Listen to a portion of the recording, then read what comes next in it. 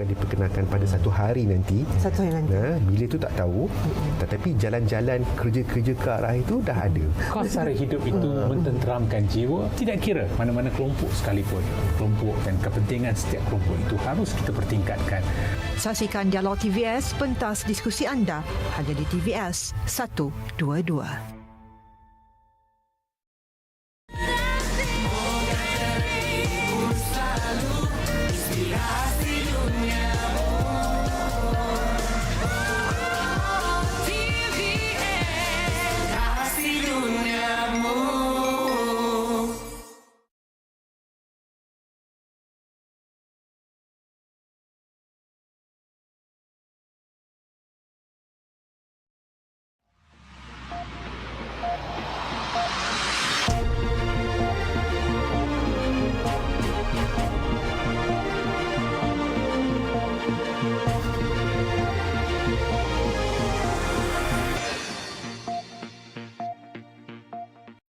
Leading the Nightline tonight, a motorcyclist died when he fell into a river following a road accident at Jalan Muara Mongkos, SERIAN earlier this morning.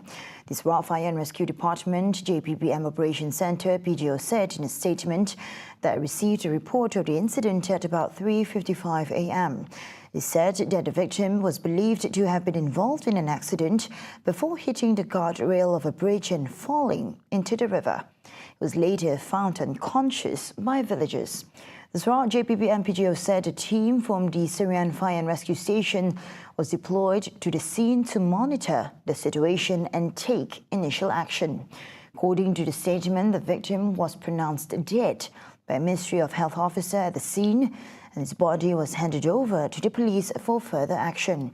Meanwhile, no rescue efforts were required as the victim had been found by the public and the situation at the scene was under control.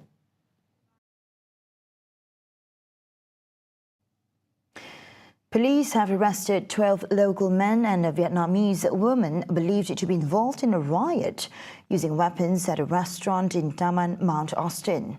Johor Bahru Selatan Police Chief ACP Rob Slamat said the incident occurred around 3 a.m. when two local men, both aged 27, were attacked by a group of men aged between 20 and 40. He said all 13 suspects were arrested between 3 a.m. on the same day and 12:40 a.m. last night at several locations in the district. He said the incident, which also went viral on social media, is believed to have stemmed from a misunderstanding related to personal debt. Rob said police are currently tracking down other suspects believed to be involved in the case and have seized 7 mobile phones, a knife and clothing used during the incident for investigation. 7 of the suspects arrested have prior criminal and drug-related records, while 6 tested positive for ketamine.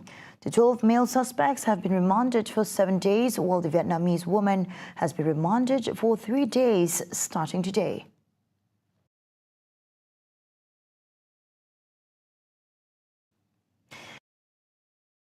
The local man after he went on a violent rampage inside his home at Kampung Merdang Limau here, swiftly defusing the situation before anyone was injured. The arrest followed by a report received by the District Police Operations Centre last Friday about the suspect's aggressive behaviour. Kota Samarahan Police Chief Superintendent Damatari Lautin said a mobile patrol vehicle MPV team was immediately dispatched to the scene where officers managed to detain the man using minimal force. A knife and a pair of scissors was seized during the arrest. The suspect, together with the seized items, was later taken to the police station for further actions. The circumstances leading to the incident were not disclosed. Meanwhile, members of the public are advised to remain vigilant and to promptly channel information related to criminal or suspicious activities to Kota Samarahan Police at 082-662-300. Information can also be channeled via the Volunteer Smartphone Patrol app to enable prompt action in the interest of community safety.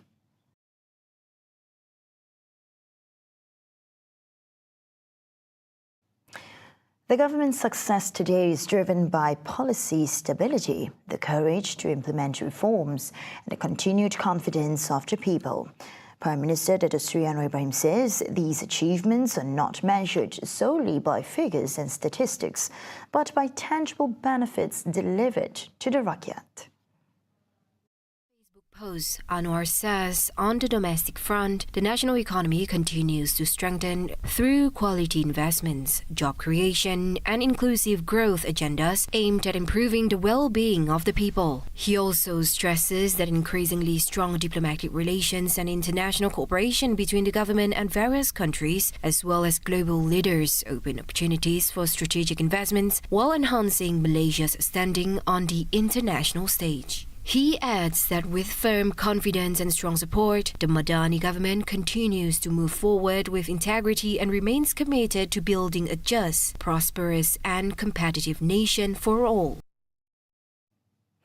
The Malaysian Communications and Multimedia Commission, MCMC, is continuing engagement sessions with its social media platform providers to ensure full compliance with local laws and regulations, which will come into force on January 1, 2026.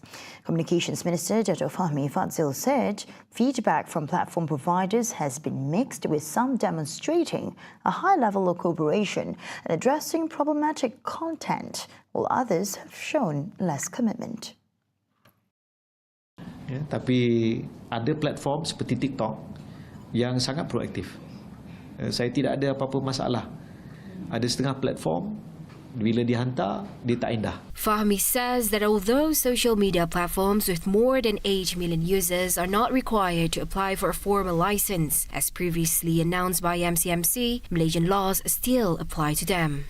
He adds that the government wants to ensure social media platforms in Malaysia take full responsibility for content and activities on their respective platforms. According to him, online scam cases continue to multiply, alongside rising cases of sexual crimes against children, misuse of AI technologies such as deepfakes, and online gambling activities that are increasingly difficult to curb. Addressing potential resistance from major platforms, including global technology companies, Fahmi says the government cannot continue to wait while victims of scams and digital abuse keep increasing. As such, he stresses that all platforms with more than 8 million users must comply with Malaysian laws, with enforcement scheduled to take effect from January 1st, 2026.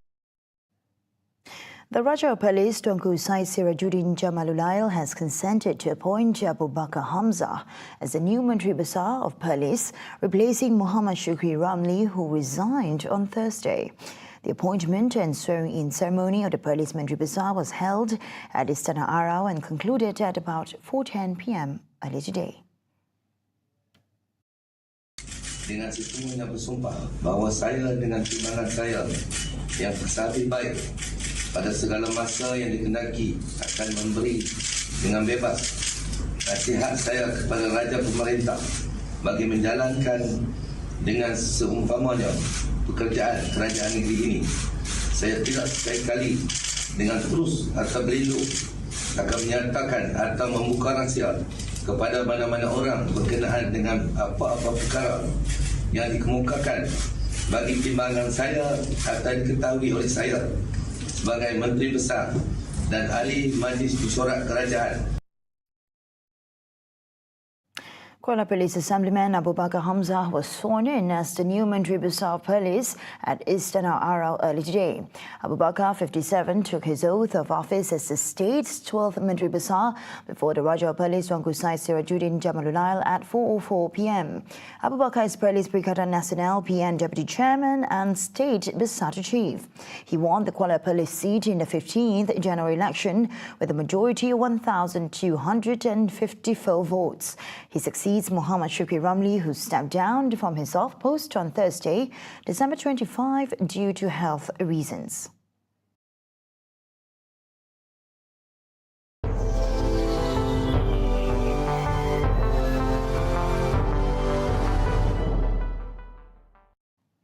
And polls closed in the first round of Myanmar's junta-run elections on Sunday, ending the opening phase of a month-long vote democracy watchdogs describe as a ploy to rebrand military rule.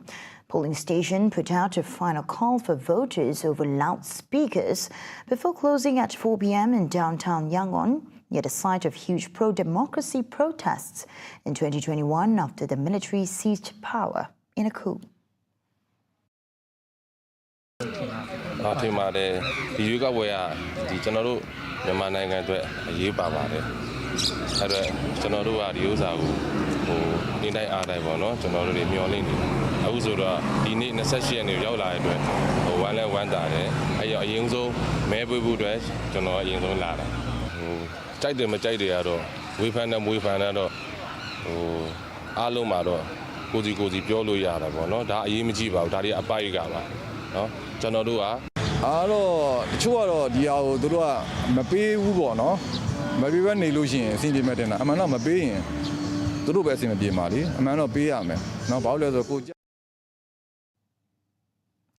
Myanmar kicked off its 2025 multi-party democratic general election with the first phase held on Sunday. General election is scheduled to be held in 3 phases, with the second phase set for January 11, 2026, followed by the third phase on January 25. The election will cover a total of 692 constituencies across the country. The election will produce the elected members of the Union Parliament, namely Putu Lutau and Amiota Lutau, and state and region parliaments. The new Union Parliament will then elect a new president who will form a new union government. According to the Union Election Commission, 21,517 polling stations have been set up nationwide for the general election.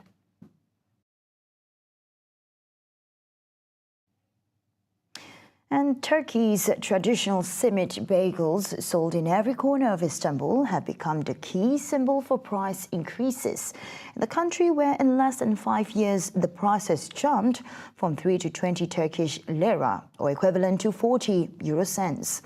As Turkey's inflation remains sky high, 31% annual inflation as of last November, many Turks complain that even their diet's most basic staple is slipping out of reach. Bir yemek yiyip çıkayım derseniz burada 600-700 liradan aşağı çıkamazsınız. Ama ne yapıyorsunuz? İki simit alıyorsunuz ve 2-3 simit alıyorsunuz. Bir iki çay içiyorsunuz, karnınızı doyuruyorsunuz, gidiyorsunuz. Yani satışlar değişmiyor yine değişmiyor. Yani çünkü fakirin umudu derler ya, en ucuz şey yine simit yani. Ya şimdi gittim şuradan simit aldım. Bir simit 20 lira olmuş. Ya şimdi baktığınız zaman ekonomide iyi değil, hepimizin malumu. Enflasyon düşmüyor, bir türlü düşmüyor. Asgari ücret zammı da yapıldı. 28.075 lira. Ya 28.075 lirayla ne yapacağım? Bir aile her öğün bir simit yese, bir çay içse ona bile yetmiyor yani. Gerçekten şu an 2026 yılına zor bir şekilde girdik.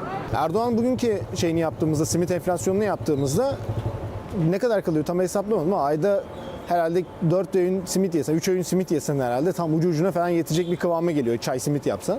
Bugünkü enflasyon durumuna da ekonomiye baktığımızda da şey yetmiyor yani. Bugün kiraya veriyorsun 30 bin lira falan zaten. 2 kişi yaşıyor olsan bile en az yarısını sen kiraya vermek zorunda kalıyorsun. Ve faturaların oluyor vesaire. Onun dışında mutfak masrafın oluyor. Senin cebine zaten asgari ücret hep eksiye düşüyorsun her ay. Right, get all the updates you need all in one app, as TVS Inspire brings you live updates on events, news and programs. Available now on the Apple App Store and Google Play Store. TVS Inspire, whenever, wherever. Those were the updates on TVS Nightline. I'm Shulsha Mato. Thank you for watching and have a good night.